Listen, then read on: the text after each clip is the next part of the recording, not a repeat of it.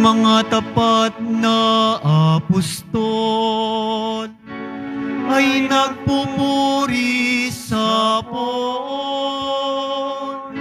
sa langit habang panahon.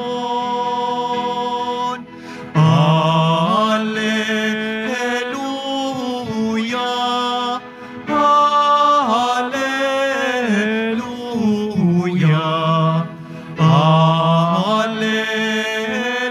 Alleluia, Alleluia.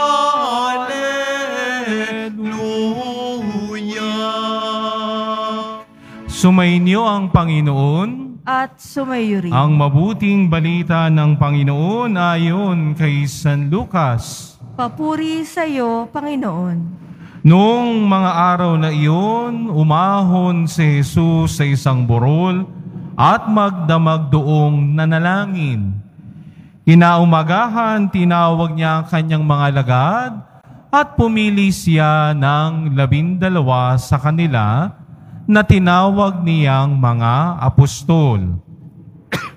Si Simon na pinangalanan niyang Pedro at si Andres na kanyang kapatid, sina Santiago, Juan, Felipe, Bartolome, Mateo, Tomas at Santiago na anak ni Alfeo, si Simon ang makabayan, si Judas na anak ni Santiago, at si Judas Iscariote na naging taksil.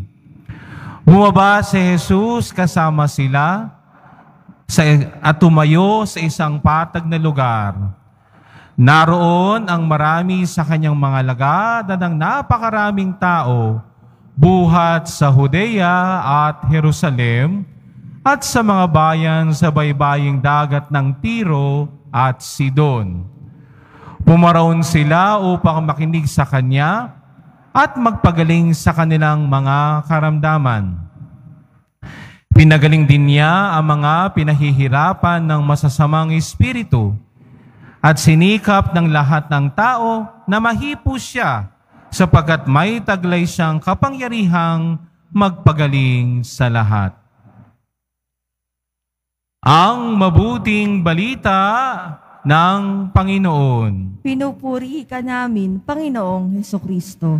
Magsiupo muna po ang lahat. Magandang umaga po sa inyong lahat.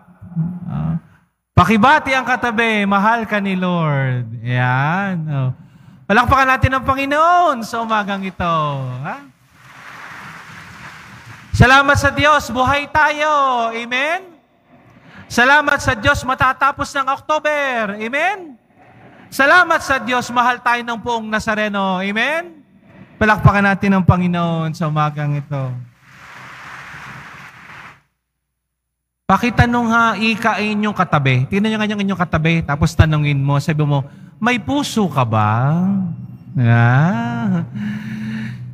Siyempre, may puso kami, Padre. Dito yan. Di ba? Pero pag sinabi mong puso, no, ang unang pumapasok sa ating isipan ay ang pagmamahal. Di ba?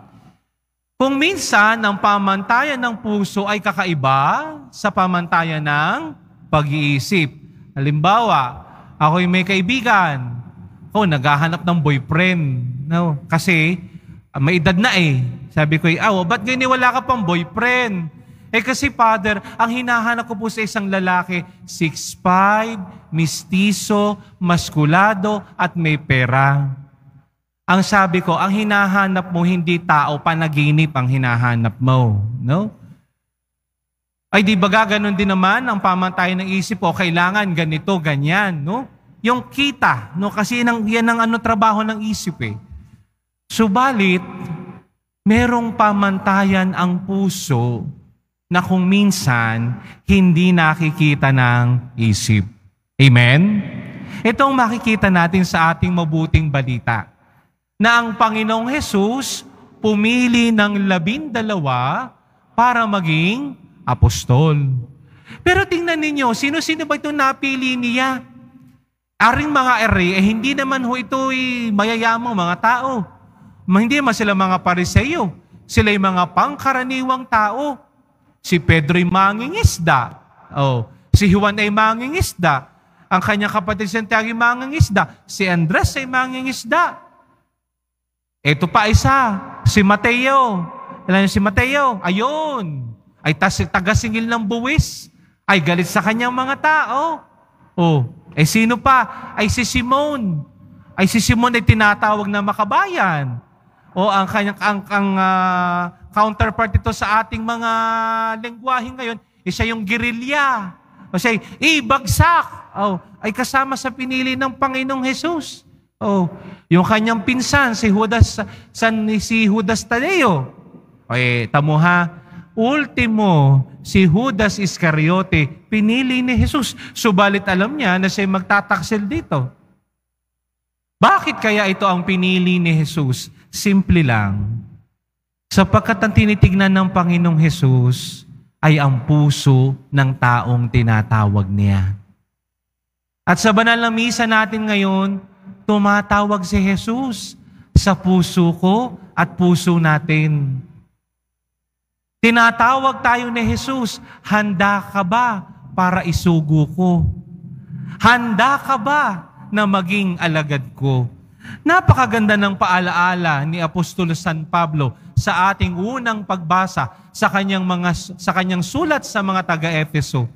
Sinasabi ni San Pablo, ang ating pananalig ay nakaugat saan? Sa mga apostol, Sapagkat kayong araw ay pinagdiriwang natin ang dalawang apostol ng Panginoon, si San Judas Tadeo at si San Simong Makabayan. Si San Judas Tadeo ay kilalang patron of impossible. Yan. Bakit tinawag siyang patron of impossible? Kasi nung siya'y nagmimisyon sa Armenia, sabi ng hari, ay gusto kong makita ang inyong Panginoon. Gusto kong makita ang tinuturo mo sa amin. Kaya, anong nangyari? Abay nang problema si San Judas Tadeo, paano kaya niya papupuntahin ng Panginoong Jesus sa Armenia? Kaya anong ginawa?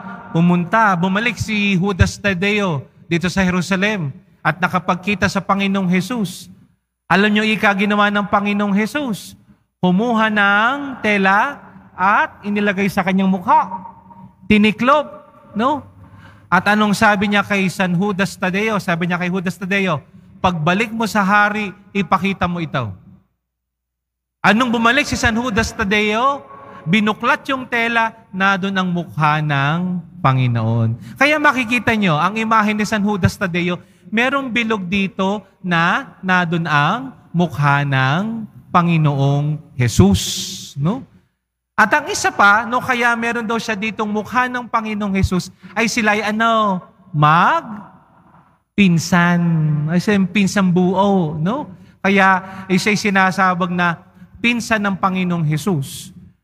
At matitingnan nyo sa imahe ni San Judas Tadeo, bakit siya may hawak na tungkod? Hindi ho yan tungkod. Yan ay parang baseball bat. Bakit? Sapagkat ganun siya pinatay. Dahil sa kanyang pananalig sa Panginoong Hesus, dahil sa kanyang pananalig sa Kanya, siya ay pinaghahampas hanggang mamatay. Si San Simon na Makabayan ay hindi masyadong popular. Subalit, siya ay nangaral sa Israel. At kung titingnan ninyo sa kanyang imahen, makikita mo na siya may dalang lagare. Bakit? Ay sapagkat si San Simon ay pinaglalagari ang katawan, Yan na nagang kanyang kamatayan. Pareho silang apostol, pareho silang naging martir ni Jesus. Kaya tayo nagpapasalamat. Bakit? Dahil sa kanilang pagsisikap, dahil sa kanilang pangangaral, ang mga aral ng Panginoong Jesus ay natanggap natin. Amen?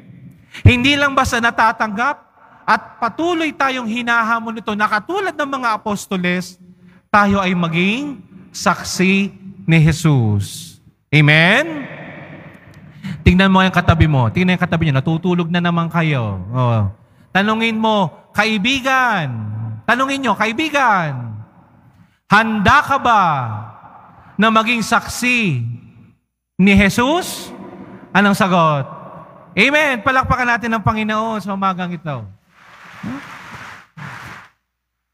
At tayo, sa ating mabuting balita, tayo'y pinapaalalahanan ng Panginoong Jesus. Tayo ay gagamitin din natin ang ating puso. No? Tignan natin ang hindi nakikita ng mata. No? Katulad ni Jesus. Sapagkat kapag Diyos ang pumili, tinitignan niya ang puso ko't puso natin. Walang karapat-dapat sa Diyos, sabihin ko ho sa inyo, sapagkat lahat tayo ay makasalanan, lahat tayo ay may kahinaan, lahat tayo may pagkukulang. Subalit ang Panginoong Jesus, hindi mahalaga sa Kanya kung anong ating ikang nakaraan. Hindi mahalaga din sa Panginoong Jesus kung ano ang hinaharap natin. Ang mahalaga sa Panginoong Jesus ay yung ating pangkasalukuyan, the present moment.